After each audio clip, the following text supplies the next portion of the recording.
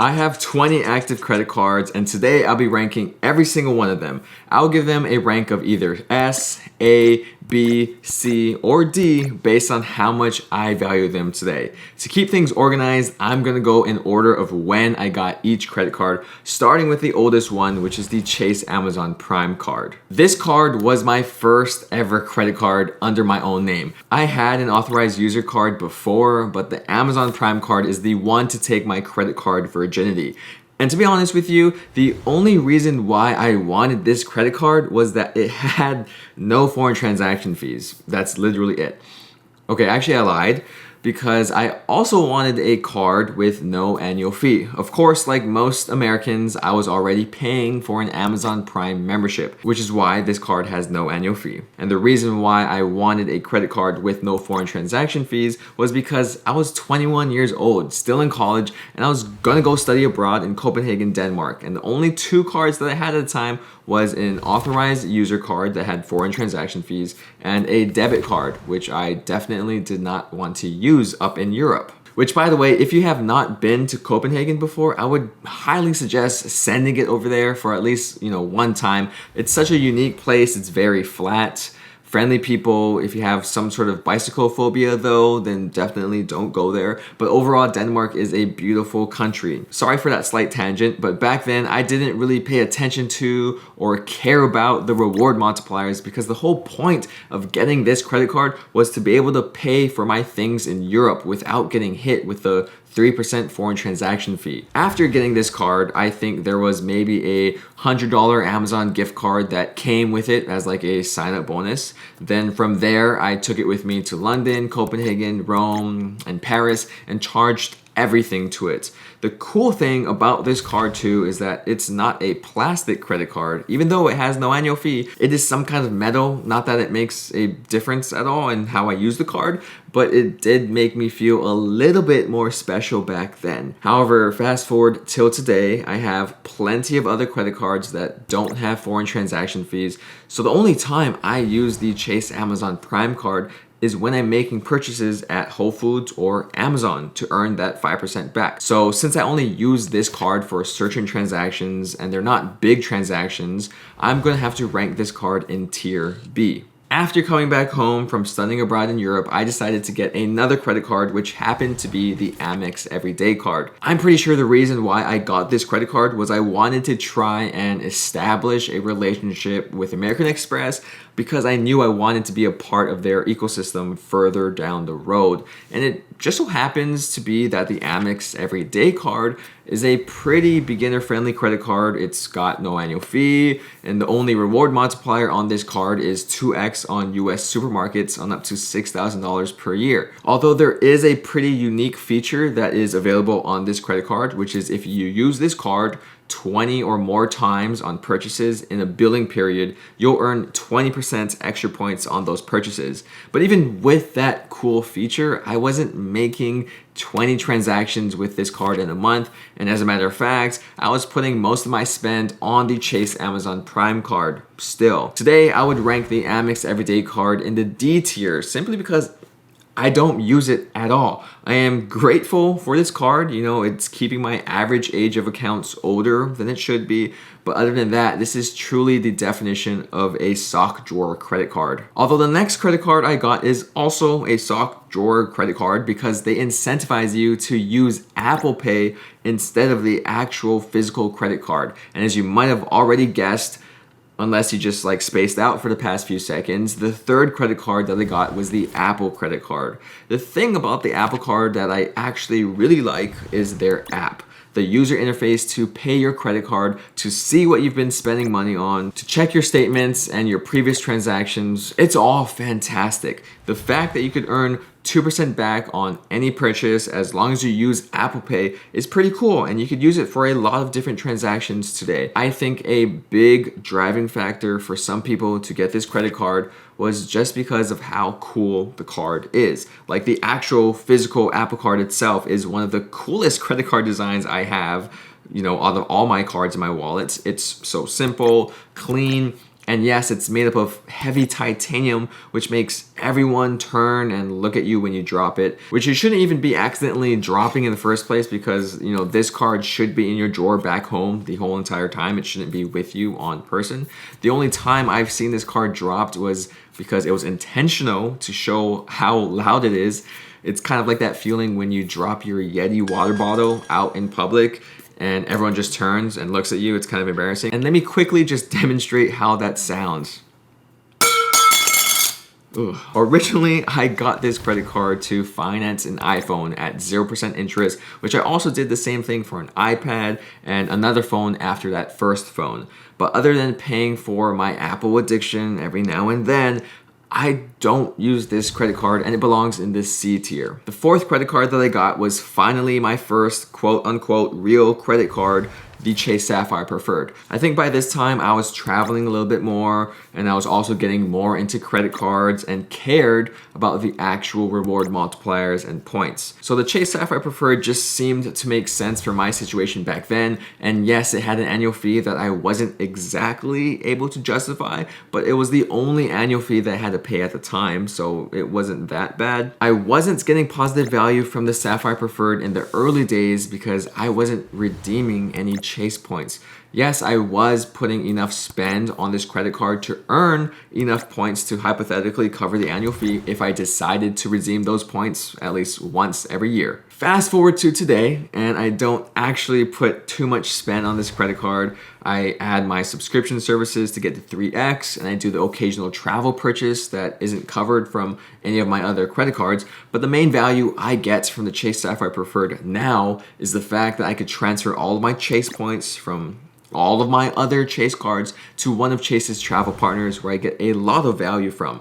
Just because of that one benefit, and I guess the travel portal benefit of 1.25 cents per point, I would rank the Chase Sapphire Preferred in the A tier. I don't know what I was thinking. I must have been on some sort of credit card high because literally 1 month after getting approved for the Chase Sapphire Preferred, I applied and got approved for the Amex Platinum. To be completely straight up with you guys, I did not deserve this credit card. And not only did I not deserve it, but it didn't completely make sense for me to get it at that time either. Obviously, I wouldn't do that sort of thing nowadays after learning what I've learned, and I don't advise any of you guys to get a credit card that doesn't make sense for you, but that's what making mistakes is for, and also that's why I get to tell you guys how to learn from my mistakes so you don't do the same thing. To be fair, in my defense back then, the annual fee was like $450 or something like that, and it had way less coupons or credits to keep track of. It was a completely different card back then than what we know it as now. There were 3 main reasons why I applied for the Amex Platinum card. The first reason was because I was aspiring to have a lifestyle that the Amex Platinum card would benefit. I was trying to travel as much as I could, even though I was still just in college, and I thought getting this credit card would help me travel more and also make my travel experiences just that much better. The second reason why I got the Amex Platinum is because it had a huge sign-up bonus. I want to say it was the 125,000 Amex Platinum sub, which is a lot of Amex points. And then the third reason why I got this credit card, which is probably the worst reason, was because my dad had this card, my grandpa has this card, my uncle has this card, and because of that, it was my dream credit card because a lot of people that were close to me had it, and I would see them use it or they'd give it to me to use it, and it just felt so good. It looked so cool. I'll be honest, I fell for the marketing. I fell for the materialistic trap, and I fell for their credit cards, and I wanted the same credit card that they used. I swear to God that even until this day, I have never been as happy or excited after a credit card approval as how I was when I got approved for the Amex Platinum. After I saw that I got approved, I was literally jumping for joy. I was so ecstatic. I could not stop smiling because I was so stoked. Of course, it wasn't until a little bit later when I found out that Amex just about approves everyone, pretty much everyone with a heartbeat and a credit score of over 650 or at least 700, which didn't make me feel as special to get the Platinum card. But by that time, I was already excited and hooked with this credit card. Right now, the Amex Platinum is a coupon book, and I know a lot of you guys give me crap or other people crap for liking it so much, but it still is honestly one of my favorites, if not I think it is my favorite travel credit card right now. Unlike when I applied for this credit card, my lifestyle now actually uses and benefits from the Amex Platinum. I use almost every single benefits and credit and get at least $1,000 of value from it every single year. With that said, no, I don't think all of you should have this credit card. In fact, I don't think most of you should have this credit card. It's an expensive credit card and you have to be or hit certain criteria or lifestyle in order to really make this card worth it. So I get the hate on the Amex Platinum. I get it, trust me. But I'm sorry, I still like this card. It's good for me in my use case. I use it pretty often, not for spend, but for its benefits and credits. For that reason, I'll have to rank the Amex Platinum card, at least for my situation, in the S tier. Moving away from that expensive card, the next one that I picked up was the Chase Freedom Flex, which has no annual fee and the awesome 5% rotating reward multiplier category. This is when I started to realize that, okay, I needed to complete the Chase trifecta. I know I'm gonna cover the Chase Freedom Unlimited in a second, but I'll just come out and say that the Freedom Flex is a better card than the Chase Freedom Unlimited. I know the 5% rotating category is capped to $1,500 of spend per quarter, although a lot of the time there is something that I could spend that money on naturally from that rotating category list. In reality, I only use the Chase Freedom Flex for this rotating category, but I'll still place it in the A tier. Then before I actually completed the Chase trifecta, I hopped over and I got the Amex Gold card. Once again, the Amex Gold card back then when I applied was a different card than what we know of now. It had just a $250 annual fee and less credits to worry about every month. The reason why I picked up the Amex Gold was I wanted a restaurants and grocery spend credit card, since the next best thing I had at the time was the Chase Sapphire Preferred that would only earn 3x on dining purchases and it wouldn't give me grocery rewards. The Amex Gold quickly became my go-to food credit card and it still is till this day. Yes, I think the recent revamp with the increased annual fee and additional credits made the card worse and more effort to hold on to, but I still am able to justify it every year for the time being. Yes, it is also irritating to have to remember to use those monthly credits, and this card is far from perfect and is not the choice for people who want a simple food credit card setup. However, since I use this card very often and I do use the credits on it, I will have to rank it also in the A tier. After the Amex Gold, I bounced back to Chase to complete the Chase trifecta with the Chase Freedom Unlimited. When I originally picked up this card, it was my go-to catch-all card, earning me 1.5% back on all purchases. As a matter of fact, that was my catch-all card for about a year before I got a different credit card to replace it. The real gripe I have with the Chase Freedom Unlimited is that there are so many cards that will earn you at least 2% cash back on all purchases, but yet Chase still resists to increase the reward multiplier on this card. It's like Chase is allergic to giving us reward multipliers or categories that we would love to use. Like, why don't we have a Chase card that has a solid grocery reward category on it yet? Yes, it's good to have the Freedom Unlimited if you are deep into the Chase ecosystem and you want to collect and farm as many Chase points as you can. But since that's not me right now, and since I have a handful of other cards, that I use for my catch-all credit cards, the Chase Freedom Unlimited is in the C tier. I just have not put spend on this credit card in a long time. Okay, didn't realize this until now, but I keep jumping from Chase to Amex to Chase to Amex over and over again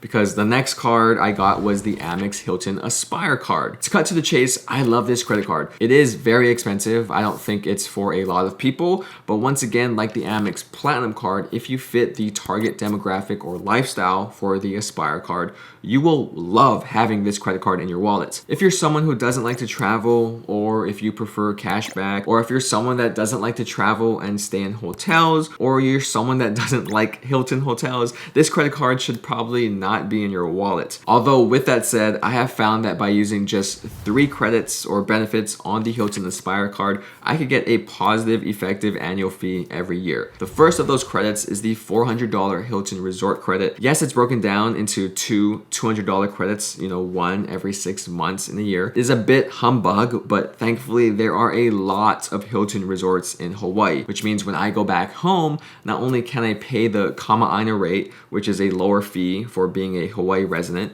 but I could also use this Hilton resort credit on the room rate itself. So most of the time, I'm paying a fraction of the price of a one-night stay out of pocket. And on rare occasions, it almost covers the entire nightly rate. The only other time I used this credit was actually here in Los Angeles when I drove down to the Waldorf Astoria Monarch Beach for a little staycation here, which is a very nice property, by the way. I understand that there are not a lot of Hilton resorts out there, and you may not want to stay at the Hilton resort because it could be out of your way and you don't want to change your trip or travel plans just to use this resort credit. The other credit on the Aspire card that I use entirely is the $200 flight credit. If you travel often, this is a great credit to use and you can use it to its entirety. Then the last main benefit I use is the free night award that is pretty much good for any Hilton property in the world. This benefit alone can be used at a $200 night place or a $600 or $700 night a place. I try to use this on the most expensive hotels that I can that would fit in my travel itinerary. But of course, you run into the problem of where do you just stay in that nice expensive hotel for one night and switch to another hotel that's cheaper? Or do you stay in that expensive hotel for 2 nights or your entire trip and you just pay cash for the other nights?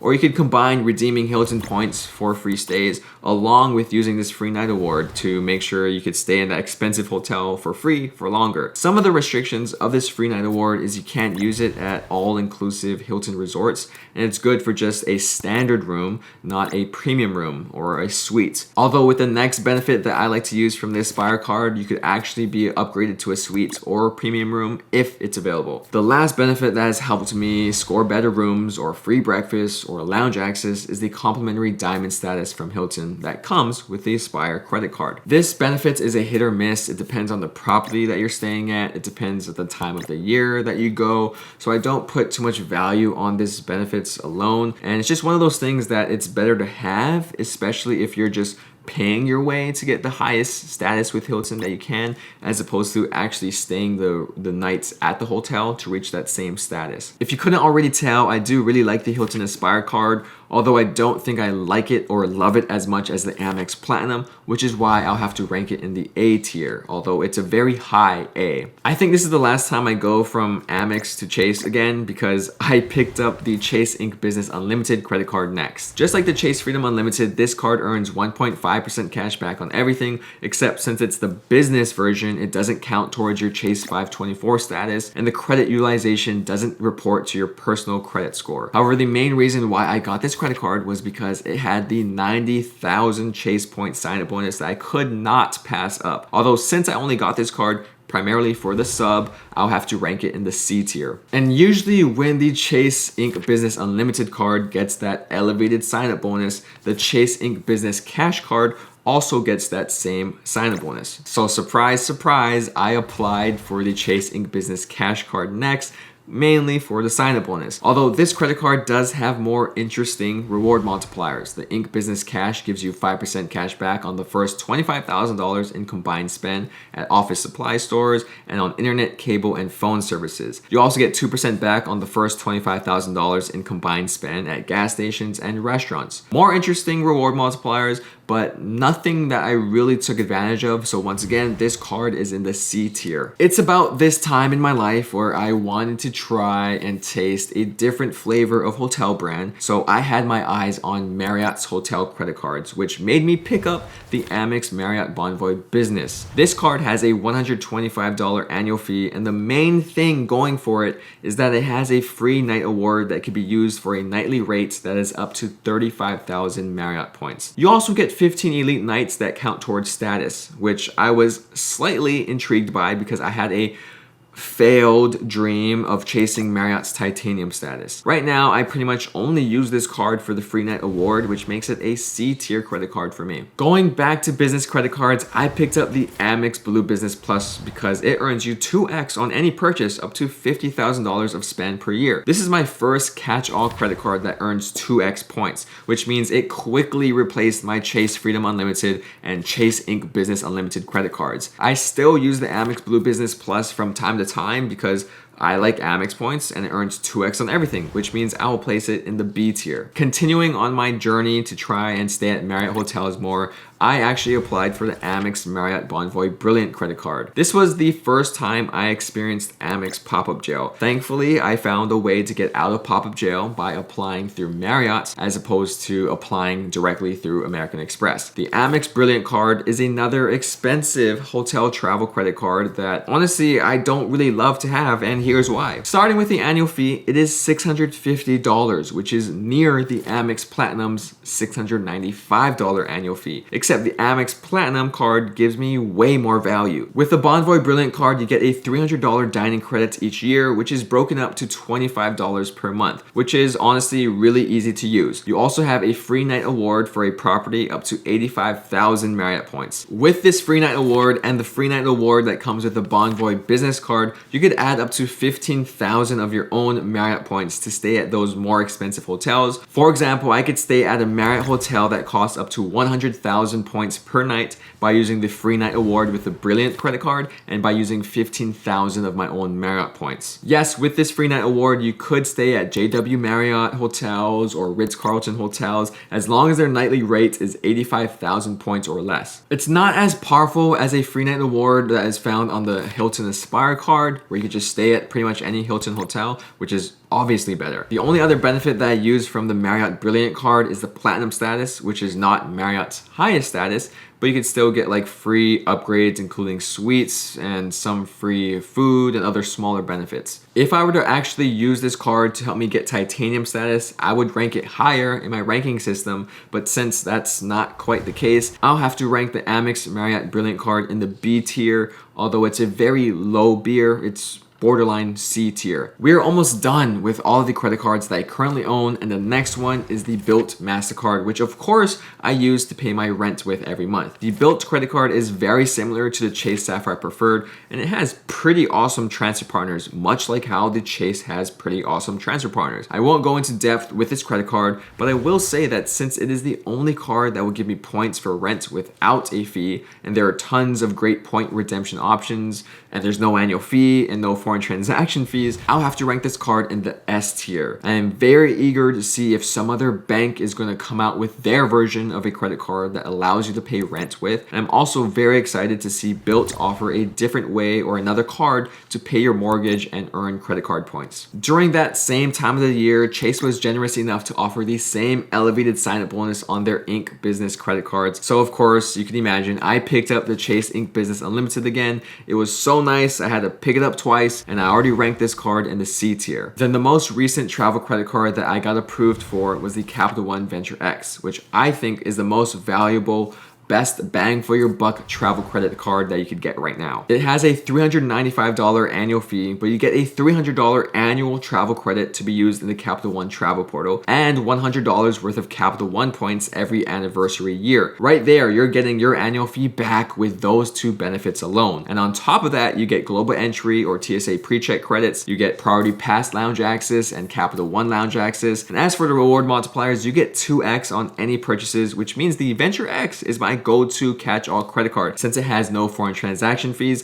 unlike the Amex Blue Business Plus. If you're someone who wants to travel with benefits but you don't want to spend a lot of money on a premium travel credit card, I think the Venture X makes a lot of sense for you and is very hard to beat. Capital One points are still pretty good. Capital One customer service and their app is still pretty good, which makes this Venture X card in S tier for me. Before picking up my last two cards, I went back and I got the Chase Ink Business Cash one more time, which I also already ranked as a C tier. Just like how I picked up the second Ink Business Unlimited card, I picked up this second Ink Business Cash card because of the elevated sign-up bonus that was going on. All right, less than a year ago, I got my first Citi credit card, which was the Citi Custom Cash. This card is so special because every month you get 5% cash back on your top eligible spend category. You have so many spend categories to choose from, such as restaurants, gas stations, grocery stores, travel, transit, and more. You literally are choosing the category that you want to receive the 5% cash back on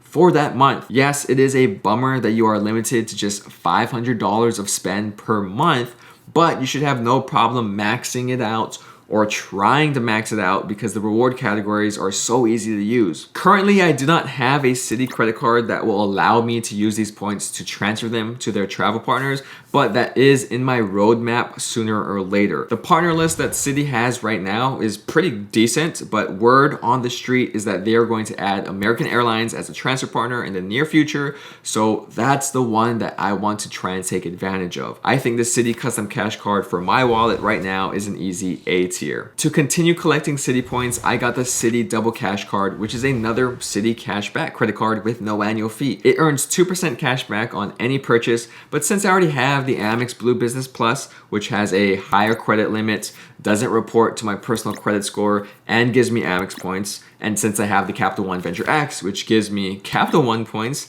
also has a higher credit limit, and has no foreign transaction fees, I simply don't use my Citi Double Cash Card that much. I primarily got it for the sign-up bonus, but at least it earns slightly more points than the Chase Freedom Unlimited cards or the Chase Ink Business Unlimited cards, which means I'll rank this as a B tier card. Right now, I own some pretty amazing credit cards that I think have so much value that many of you could take advantage of as well. But if you want an in-depth breakdown of the credit cards that I would personally recommend for travel or just for general use, then you have to check out one of these videos here. Other than that, thank you guys so much for watching, seriously, and I will see you in the next one. Shoots.